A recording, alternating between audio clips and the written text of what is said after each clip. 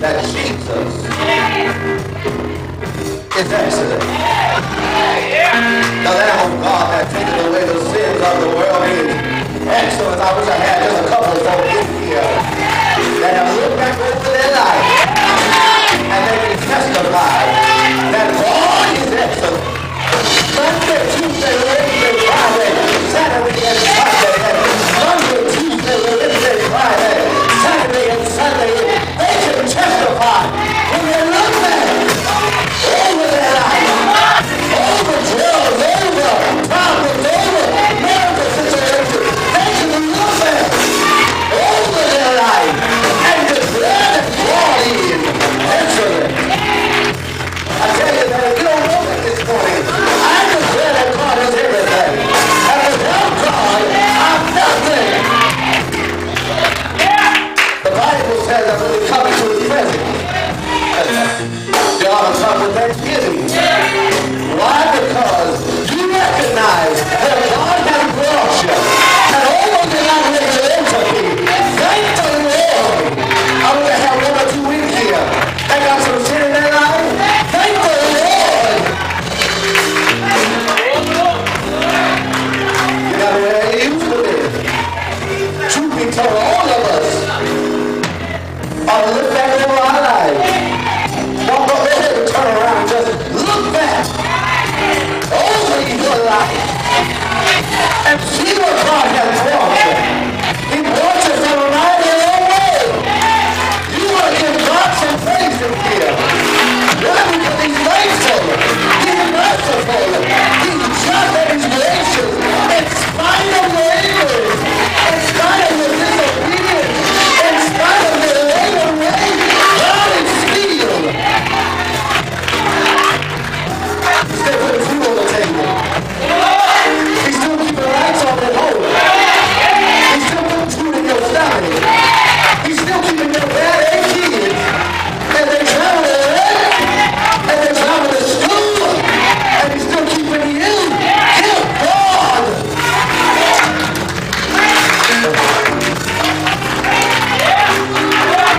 Just Theos. Give God Theos. Some praise. Amen? Oh, I don't know about you, but I just feel good this morning because I don't care what I go through. And when I think about the goodness of the Lord and all that He's done for me, my soul crieth out. David said, I will bless the Lord at all times. His praise shall be in my mouth. My soul shall make a boast in the Lord. The humble shall hear thereof and be glad. And then he went on the pen and said, oh, magnify. Oh, magnify. Oh, magnify the Lord with me.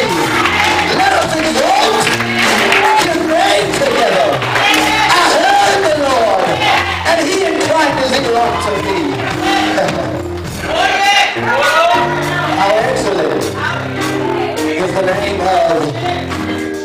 Some of y'all have come to have church this morning. Like, I got about 10 toes, and I'm happy with my 10 toes, and came to lift up holy hands. Don't mind lifting up your turn a little bit. Don't mind bringing a finger there every now and then. Don't mind loosening their tie. They just came to have a good time in the spirit. For the Bible said we must worship Him in spirit and in. You better talk that scripture. You better know your scripture. He said worship Him in spirit and in. So we thank the ushers. We thank the praise team led by Sister Watson, and we thank the choir led by Sister Manning and Sister Johnson. We just thank everybody. Amen. For allowing God to use them this morning. God, you may be seated. We thank you in the name of the Father, the Son, and the Holy Spirit. I don't know about you, but last week I was a little down last week. Yeah. Seemed like when you get knocked down, Satan will have to throw some more dirt on top. Yeah, didn't get good news this week, but guess what? I came by to tell you God is still able. God is still good.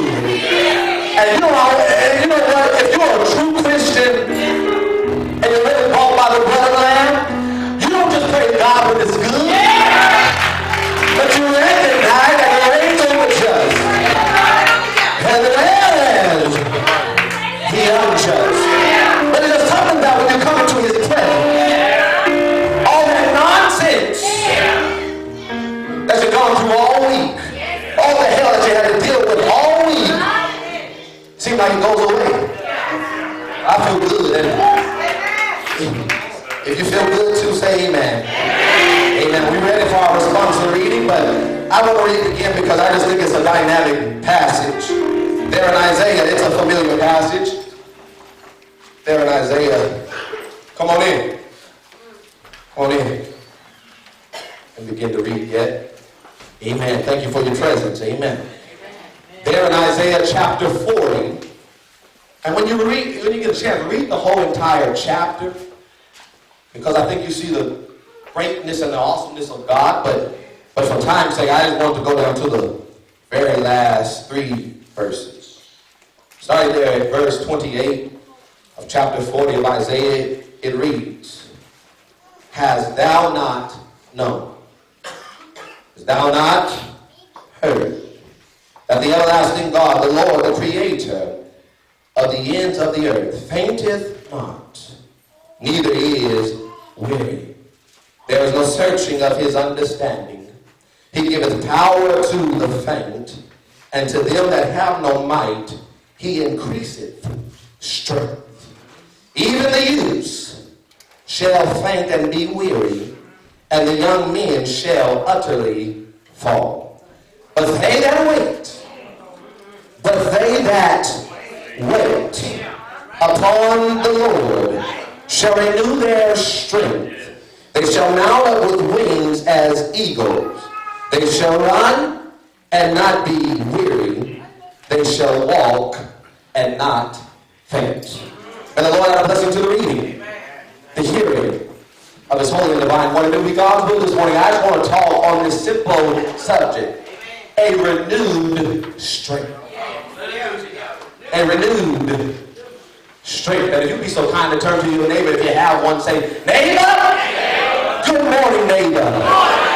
This morning with God's help, Pastor Jackson's going to talk about a renewed strength. God bless you. Now, I told the deacons upstairs, I said, y'all got to pray with me because I wasn't able to pin this one until about 10 o'clock yesterday morning. So, we're just going to let God do what he does. And they said, Negro, please. And we know that you got your sermon all in tact. Here we're in the book of Isaiah. Isaiah is known as a miniature Bible because there's 66 chapters to the book. But I've also learned and discovered that it's also known as, some believers, some scholars have pinned the title, the fifth gospel. It's known as the fifth gospel because they talk about the Messianic Christ coming in the flesh. But not only is it known as the fifth gospel, but I want you to also know it is comprised of 3 different sections in the book. You have chapters 1 through 39, then you have chapters 40 through 55, and then you have from 56 to 66. And here we're in the second section of the book, which is known as the Deutero-Isaiah. What the Deutero-Isaiah is when the scholars believe that Isaiah wasn't the only one to pen the whole book because somewhere in time and through eternity, he was killed by Messiah. And so because he was killed by Messiah, he had to not have completed the whole book. But maybe one of his disciples pinned out the rest of the book for him. So we're in the Deutero-Isaiah. And here from chapters 40 through 55, you'll discover that Israel has now gone into Babylonian captivity. So although Isaiah is known as the 8th century prophet, here we're looking more into the 7th and 6th century because they are now in exile there in Babylon.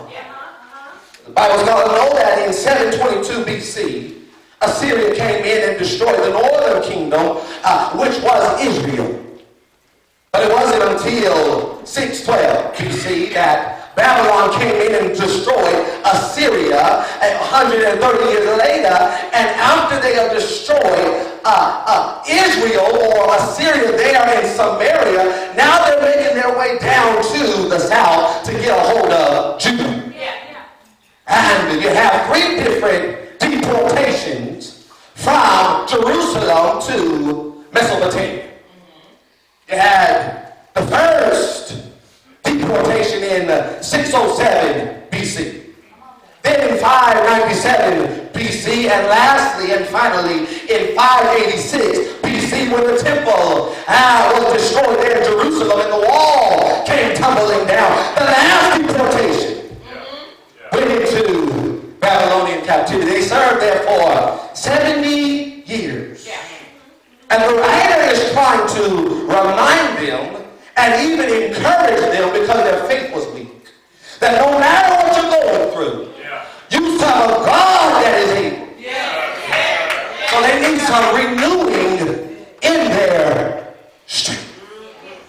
I got 3 points and I'm out of here. The first thing I want us to understand in a renewed strength is that I think you see there in the text the sovereignty of the Lord. Write it down if you need it. The sovereignty of the Lord. Now, the word sovereignty is just a fancy theological term that really means that God is in control. I think you see that there in the text, but if you don't, I'm going to help you this morning to see it. The question is raised, and it's a rhetorical question. It says, "Hast thou not known?" Here, this word known in the Hebrew is yada. And what it means in the Hebrew is this: have you not known because of your ignorance? Have you not known because no one's taught you? Or have you not known because you have no personal experience? But he raises the question, he says, have you not known? Have you not yada? Have you not Shama, heard? And what it means here in the Hebrew Shama, it means, have you not listened? Have you not obeyed? Or have you not listened with interest? Somebody's with me already, but if you're not, let's try it one more time. Have you not yada known? Nobody taught you about God? You haven't come to Sunday school? You haven't read your Bible? Have you not heard? Shama. Have you not listened with interest? That was the Creator, the everlasting Creator. He created the whole world. Have nobody told you about God? In other words, what the writer is saying, I'm asking you a question because you already know the answer.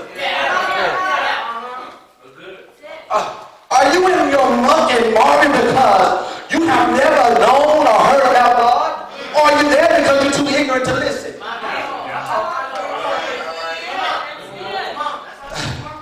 In my own development, I discovered that God takes the onus away from him and puts the onus back on us. If you don't know about God, it's not because nobody has told you about God, but it's more that you won't listen. You know how Negroes are. We so grown and we pay our own bills and can't nobody make me do what I don't want to do unless you get in trouble. Now, as soon as you get your behind in trouble, everybody and their mama tell you what to do. But as long as you are handling things all by yourself, can't nobody tell me what to do. I said, okay, but just in case you haven't heard or you're too ignorant to listen, I'm going to remind you who he is. So, in the text, it says that the everlasting says that the everlasting God, and that word here, God is Elohim. Same word that is used in Genesis where he creates. So this is the same concept. He says, the everlasting olam. Everlasting olam, meaning that a long duration, antiquity, perpetuity, futurity, and also a continuous experience. In other words, he says, have you not heard of the one that is without beginning? Somebody missed that? Have you heard about the one that nobody created? Have you heard about the one that is not composed of matter? Have you not heard about the one that no one else fashioned and shaped, but he created himself?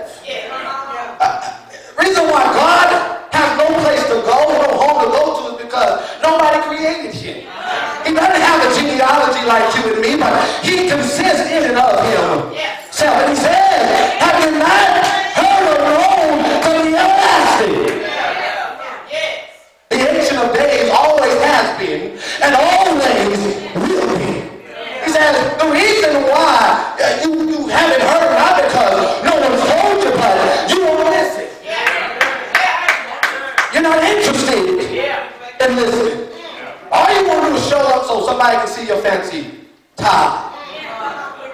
See how you got your hair did. Not done, but did. On last weekend. All you care about. And you're not tuning into what God is saying. He says, but he's from the everlasting. And he also puts some non-moral attributes of God in the text. Now, first thing I see there in this first point is that I think you see God that is omniscient. Omniscient means he knows everything. But while we're still there, he's also omnipresent. Means he's everywhere all at the same time. He has no circumference because he's the center of everything. But also, not only that, but I think you also see that he's omnipotent. He has all power. Now, still somebody ain't with me, but he goes on to say that he fainteth not, neither is weary. Now, if I know everything, then I don't have to do no thinking. So I'm never flustered about what I have to go through. If I have all power, then no situation is too big for me. And if I'm everywhere at the same time, then why am I rushing? Why am I in a rush? And you just look at it just from those three perspectives of God, then he should never get tired. He should never get weary. But I got a couple others to add to it. I think you also see here in the text, I think you also see his immensity. What is immensity, Pastor? Well, I'm glad you asked. Immensity just means that there is no measure to God. He's immeasurable. In other words, he is not partial. In other words, God is not limited to space nor time. Not only that, but I think you also see the impassibility of God. What that is just means that nothing in this universe can cause God pain or make God miserable.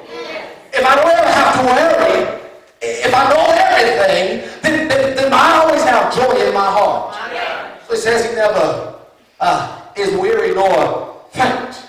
But not only do I see that the immensity of God and the impassibility of God, but I think you also see the infinity of God. That he is not limitless. In other words, that, as I already stated, God has no beginning. But you also see the merism in the text that says, from everlasting to the ends of the world. And a merism is just basically giving you a spectrum of totality and completion. It says the same person who God created out of nothing is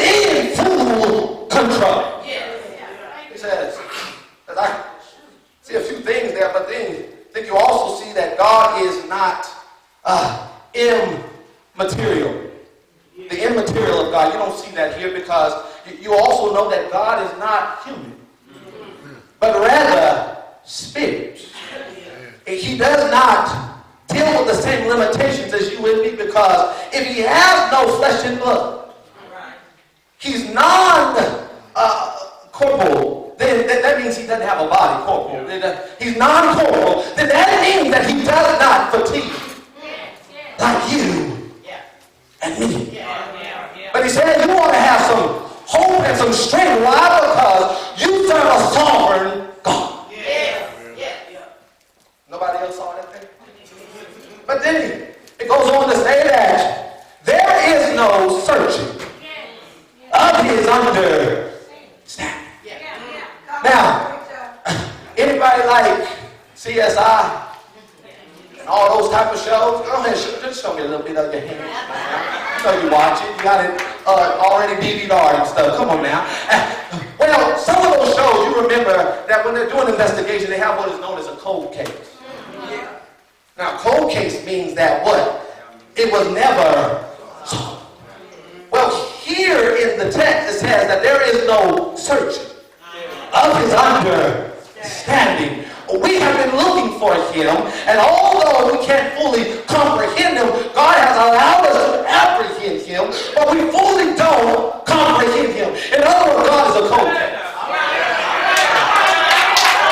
You don't fully understand everything about him, but he lets you have a little bit of what is known as revelation to see him to the living. How do you know that, Pastor? Well, Paul says in 1 Corinthians that for we know in part, and we prophesy in part, but he that which is perfect shall come, that which that is in part shall be done away. You only know a little bit about him, but the little bit that you do know, you ought to shout. Now, that ought to get you happy, because he's allowed us to see a whole lot of his attributes, but guess what? There's still more to know about it, but you won't get that until the other side. So the first thing I see in our renewed strength is the sovereignty of the Lord. But secondly, I see there in the text the stipulations of life. Now, stipulation is just a synonym for conditions. For those who can't make the connection. Stipulations. The conditions. Now, okay, who you are. Okay, who your mama is. Okay, where you were born. Okay, what kind of job you have. You are not omitted from conditions. And I want you to know that it's okay, because we were created to have conditions. But there are some true conditions. He says, don't fret, because you serve a God who is able, but you have to be reminded that he giveth power to the faint. Now, just stop there for a second here. This word power in the Hebrew is koach. Koach in the Hebrew suggests that it gives you strength or ability, but there's a caveat with it also. He also adds to it that he gives you the ability of a chameleon. Everybody with me? Now, if you don't know anything about a chameleon is a reptile. But it is it's a lizard. It's of the lizard reptile family, or type, or whatever they call them in science. I taught it last year, but I don't know anything about science. But a couple things about the chameleon to help bring it a little closer is, if you don't know anything about a chameleon can see 5 to 10 meters in distance. And not all of them, but some are typed where their eyelid, the upper eyelid and the lower eyelid, are actually connected, where they can only see through a little piercing hole. But what actually happens is one eye is able to rotate in an opposite direction as the other eye, doing it simultaneously, giving the chameleon the ability to have a 360-degree arc over its body to be able to see anything coming. But also the chameleon is able to camouflage. and change color and disguise itself inside of the group. And when he said that he's going to give you some co-op, some power, some chameleon type power, meaning he's going to give you the strength to be able to adapt to whatever you're going through. To be able to survive whatever you're going through. Now, you may not appreciate the ability to camouflage, but the ability to camouflage saves you. Because if the lizard is not able to camouflage, then the predator will eat it up. But because it's able to hide itself beyond the thickets, he's able to live to see another day. And you're able to camouflage no matter what you're going through, to live to see another day. I appreciate that, but I appreciate the fact that when I'm weak and feeble, he gives me the strength and the ability to adapt to my situation. You don't like it at your job, he still gives you a smile. To adapt so God don't fire you. Able to adapt. So he says, give us power, the ability to adapt to the faint. Now, so we're here faint suggests that you are weary. You are fatigued. You are exhausted. Exhausted. But it implies that one can only be fatigued, exhausted, weary from doing something. You might have missed it. Let me tell you one more time. The text implies that one is only weary, exhausted from doing something. So he says, in other words, I'm going to give you the ability to adapt to you doing something and give you the strength to overcome when you get tired of being sick at it. In other words, you can't be tired if you don't do nothing. People that lay in bed all day ain't tired. Tired of getting what are the things when you've been laying all day? You get bed sore. You tired of bed sore? Gotta roll you over on the other side. But if you haven't done anything all day long week, try not to come. If you ain't tired,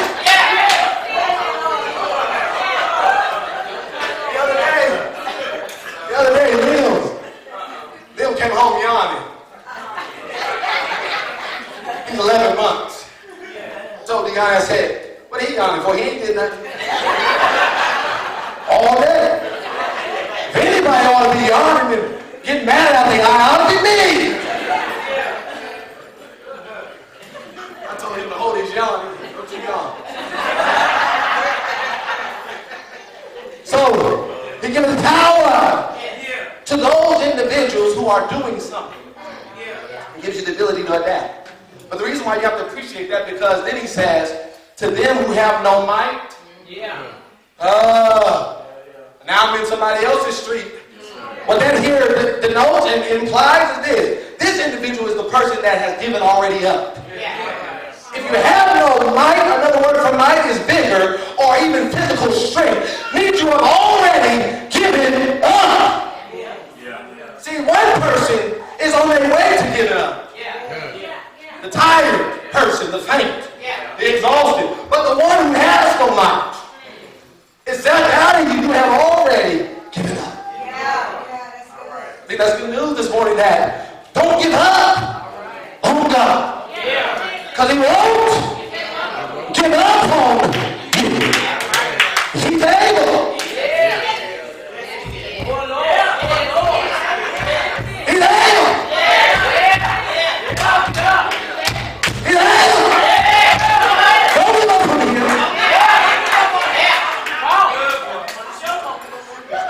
He won't give up on you. He is able. I think that's the news, because no matter what you're going through, somebody in here is going through some real life situations right now. Jobless, health is bad, finances are intact, not intact. Children are on their own way, and you are really needing a breakthrough. And you are without might. But be of good cheer, because God is still going to give you some strength. Says He increases your strength. Now, this word here for increasing means He's going to multiply.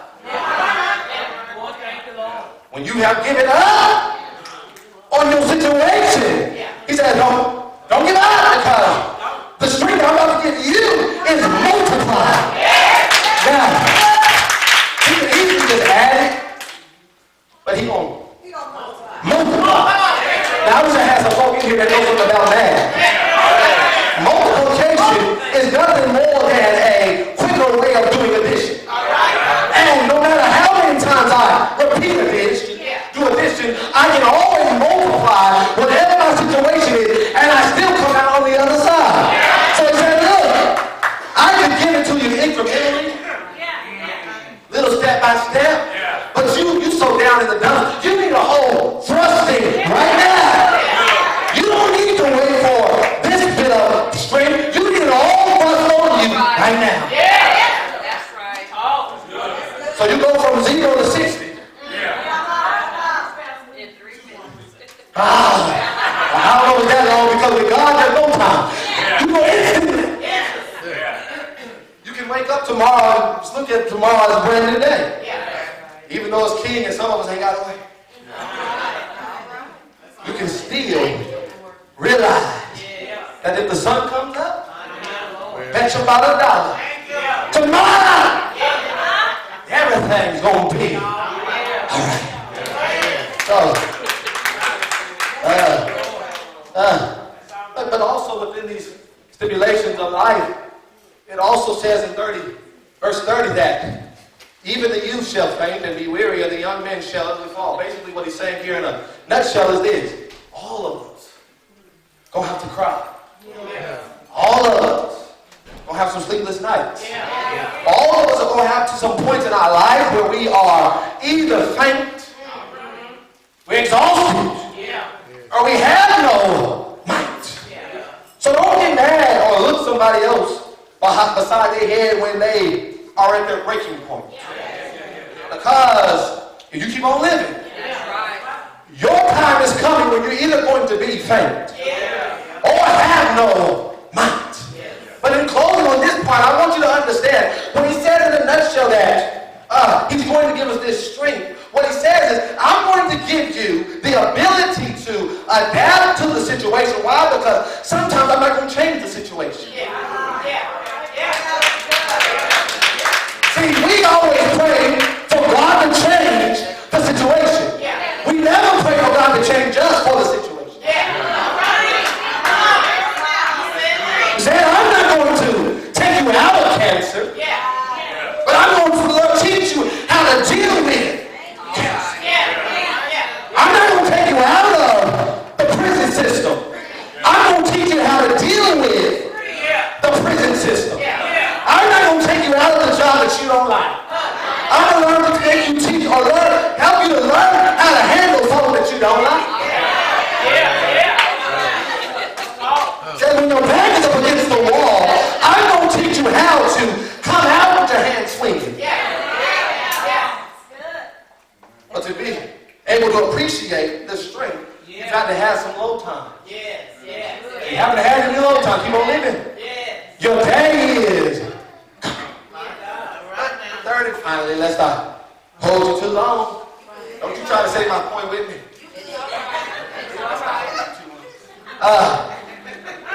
30, finally. It says that there in verse 31. It says, but they that wait upon the Lord shall renew their strength. They shall mount upon wings as eagles. They shall run and not be weary, shall walk and not faint. The third and final point is, the solution to life's limitation. Solution to life's limitation. Oh, you saw some SLs in there. SL. Saturday Night Live. And here, he said he's going to do all this for us, the believer, but he puts one condition in the text. He says, but. Now, but is a conjunction. And to really fully understand or appreciate here the but in this passage, you understand that the but implies that there had to have been a circumstance. So he says, give you power to the faint and to them who have no strength, no might, only going to increase their strength. But they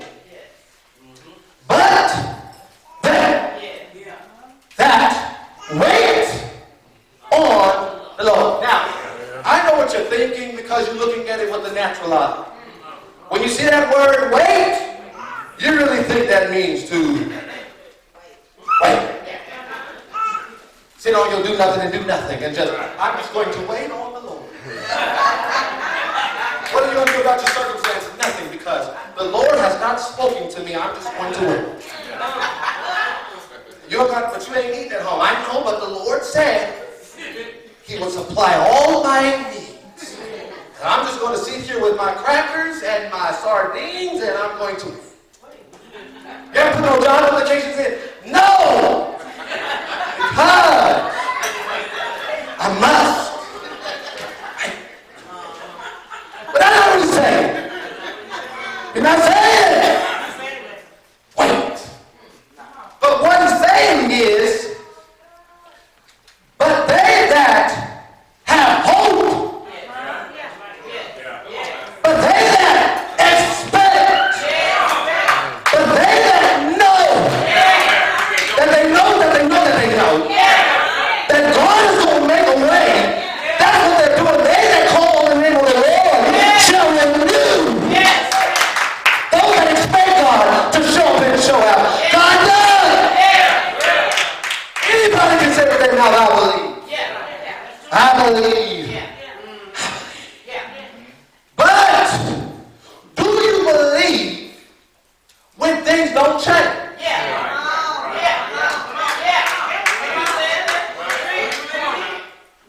Anybody can say, God's going to make a way when you keep on having money in your bank account. But when they give you your last check, and you haven't even begun to look for a new 9 to 5, and it's already halfway through the month, and the first of the month is coming soon. Car note, mortgage, food, gas money, and you start looking around, are you still having the same hope, expectation that God is going to renew your strength, or are you going to ask for people to give you something? Ask us. No, we ain't got nothing. Everybody ain't got nothing either. Are you waiting? Say, but they that wait on the Lord shall renew their strength. Now, it shall mount up. The Bible says mount up. And here the word mount up is Allah. And Allah here means to be able to be lifted up out of your situation. He says, those that wait and have hope in God shall renew their strength. They shall mount up, be lifted out of the muck and muddy clay like an eagle. Now, I'm closing. I'm going home. But I want to tell you a little bit about an eagle. Now, I told you a little bit before about an eagle, but I think if you listen, you'll appreciate the eagle a little more. But they're going to give you the strength like an eagle. Well, first thing I want you to know about an eagle is that when they are first born and they are still an eaglet, that's the baby. It's the name of the baby eagle. The mother or the parent of the eagle forces the eagle out of the nest so that they can learn to adapt. They don't push them out, but they force them out by withholding food from the eaglet. Now, Negroes in your house that are of age, that ain't putting nothing into the house, sometimes you gotta be like an eagle and withhold some food. And if you withhold some food, some of those sorry Negroes in your house will learn to adapt on your own. That's the one thing. But also, they're able to reach heights in the air higher than any other bird. Why? Because they do what is known as, they fly on what are known as thermal currents. And a thermal current is where there's warm airflow that flows from the terrain and allows them, and they're able to sit that out and fly high in the sky so that they can get up to the heights that they want. But how they're able to get up to the heights they want is that they're able to spread out their wings and even the tail, and the wind is able to push them up higher than any other bird. That's why eagles fly so low. In other words, sometimes Negroes that want to keep you down, and you're trying to reach your new heights in life, you got to sometimes spread your wings and leave them behind. Because if you want to soar to new heights, you got to leave the jump behind.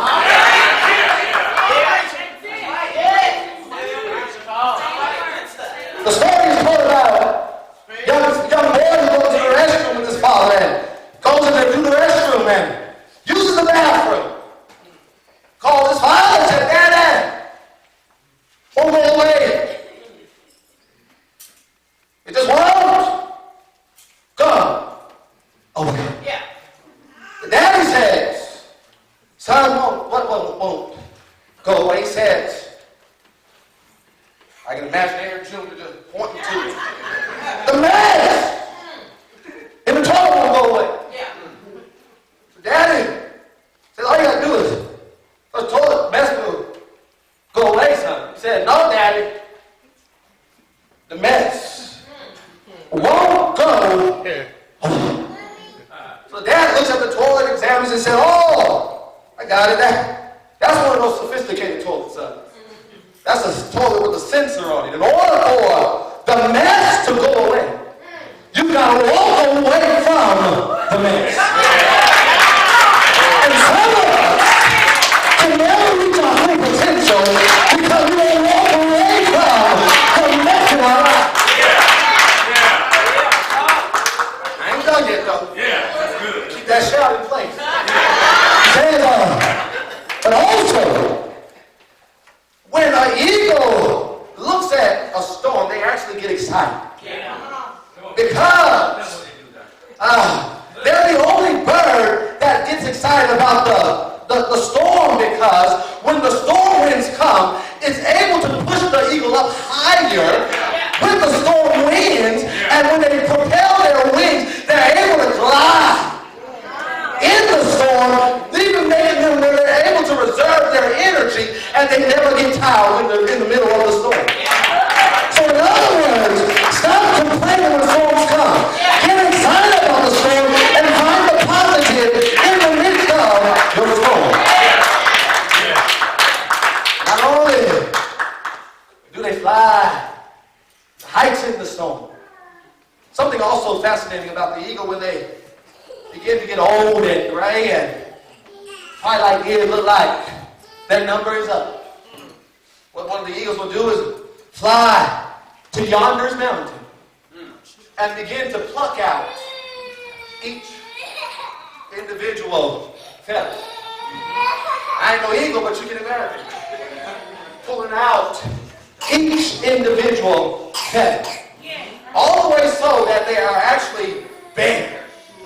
They have no feathers at all.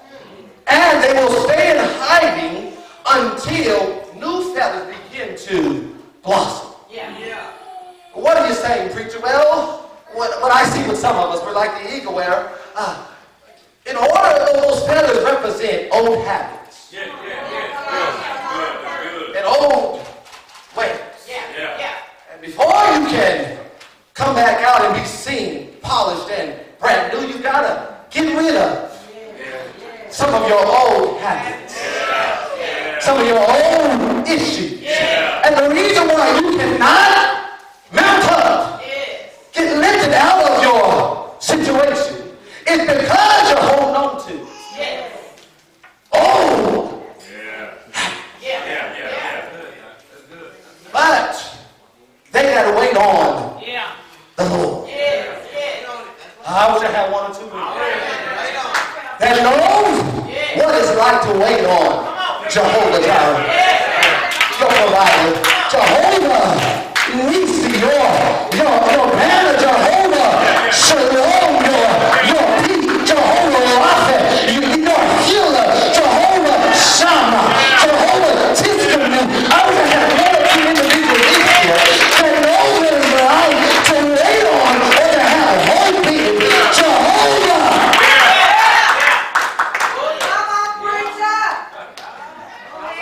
Not in man, but in the one who created the man.